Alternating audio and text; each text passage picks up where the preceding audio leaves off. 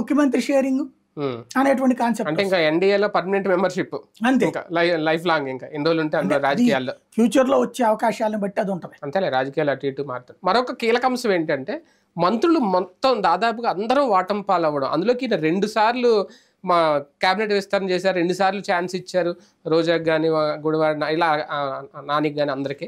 ఎవరు అసలు గెలవకపోవడం ఏంటి రీజన్ అసలు? అంటే ప్రాక్టికల్ గా మంత్రుల విషయంలో మాత్రం మంత్రుల శాఖలు ఎవరికి స్వేచ్ఛ లేదు, వాళ్ళు ఇంకా నిరూపించుకోవడానికి ఏం లేదు. రెండవది ఈ సగం సగం అంటే ఈయన ఎంతసేపటికి కులం బీసీ బీసీ బీసీ అని నమ్ముకున్నాడు, అదే దెబ్బతీసింది.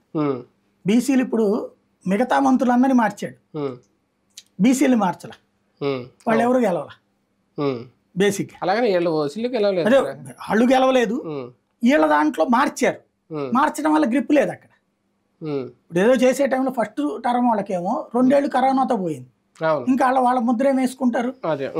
ఈ లోపు మళ్ళీ చివరి వాళ్ళకి 2 ఏళ్ళే వచ్చింది, ఇంకా వాళ్ళకి ఇంకా జనంలో ఏం చూపెట్టుకోవడానికి ఉంది. రెండోది ఏంటంటే ఈ ప్రాంతీయ పార్టీలోనే సహజంగా ఆ ప్రాబ్లం ఉంటుంది.